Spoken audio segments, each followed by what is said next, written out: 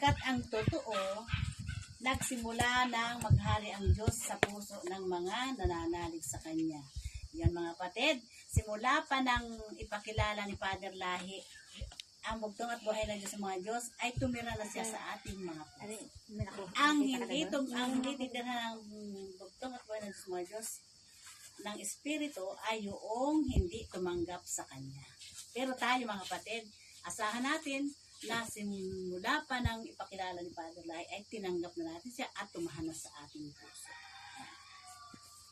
At sinabi niya sa mga alagad, darating ang panahong hahangarin ninyong makita ang isa sa mga araw ng anak ng tao. Ngunit hindi ninyo makikita iyon. At may na magsasabi sa inyo, naroon siya o naroon.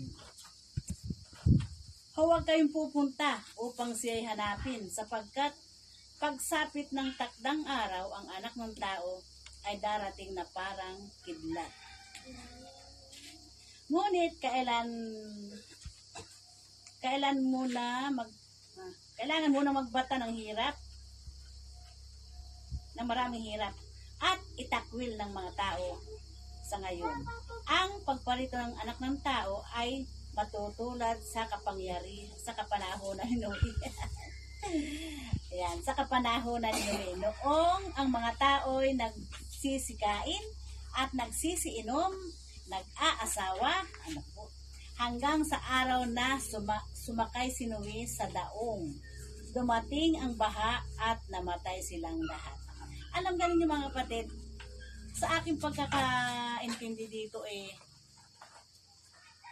si Noe ay tayo. At ang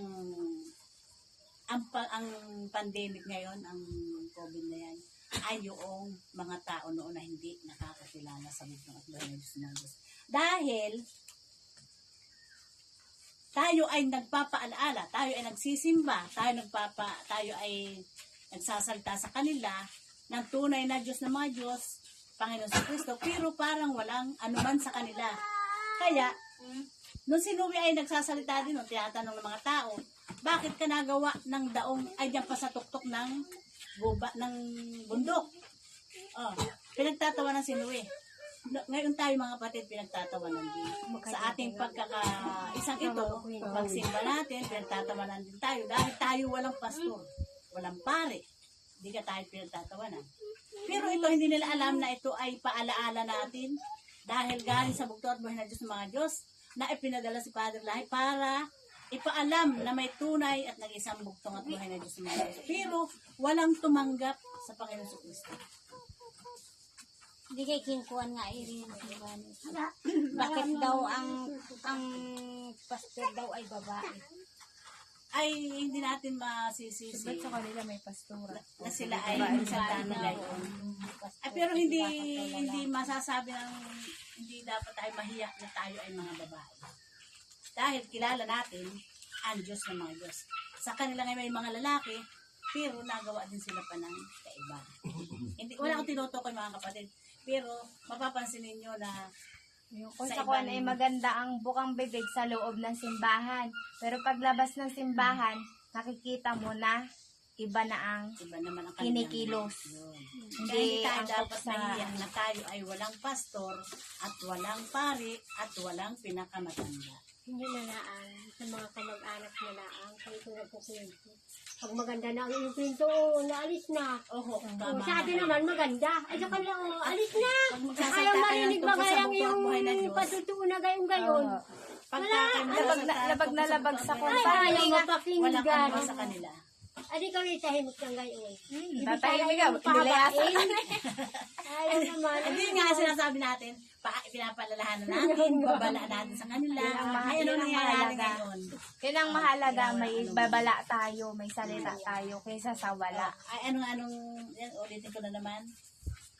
Ang pagparito ng anak ng tao ay tutulad sa kapanahunan ni Noe. Noong ang mga tao ay nagsisikain at nagsisiinom, nag-aasawa hanggang sa araw na sumakay si Noe sa daong, dumating ang baha at namatay silang lahat. Yan din ang ginagawa ngayon. Nagpapakasaya ang ibang tao. Ay, may karugtong ito mga kapatid. Alalahanin ninyo ang nangyari sa asawa ni Lot.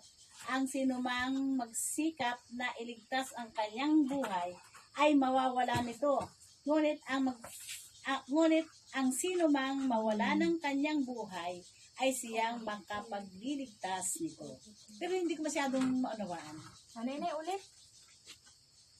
Ang sinumang magsikap na iligtas ang kanyang buhay ay mawawalan nito. Ngunit ang sinumang mawala ng kanyang buhay ay siyang makapagliligtas nito. Ay, bakit? Tayo na may tanggap eh. Kailan bahanin Parang Yun, ang ginahayos sabihin nun. Parang siguro Hindi ay tayo- kwan, yung halimbawa, Ang hinayang sa puro ating mabubuti yung ginagawa ko, puro magaganda, pero hindi ko idinadama yung iba. Hindi ko, parang inililigtas ko lang yung sarili ko, Ayun na. hindi ako naghahanap ng, hindi ko na ibabahagi sa inyo yung mga magagandang, para maligtas din kayo. Iniisip ko lang yung sarili ko, parang gayon. Ay, gayon. Hindi ko lang alam yung sunod.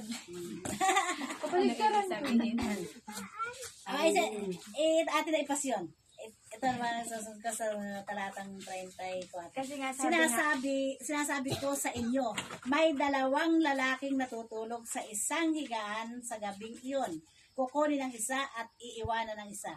May dalawang babaeng magkasamang gumigiling, kukunin ang isa at iiwan ang isa.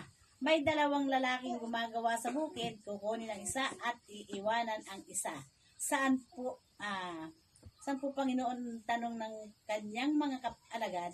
Sumagot siya, kung saan naroon ang mga bangkay, doon naman nang kakatipon ang mga buitre. Yun, hindi ko rin masyadong alaman. Pero, hindi ko din masyadong maunawaan yun. Pero ang naunawaan ko dito, doon sa dalawa mga kapatid na magkasama lagi, ibig sabihin, dalawang klase talaga ang tao. Isang masama at isang mabuti. Kung ikaw ay nasa katotohanan, ikaw ang iiwanan ng bugno at buhay ng Diyos at kukunin yung isa para siyang Aba, yung kinuha. Para siyang katulad. para siyang katulad. Yan ang aking pagkakaintindi dito. Pero siya siguro totoo nga yun. Yung mga kong yun. Kaya itong salita ng bugno at buhay ng Diyos ay ating palakpakan at sana'y manood sa ating puso. Sino man magsilbing sabay sa ating paglalakbay sa buong gapon at buong linggo.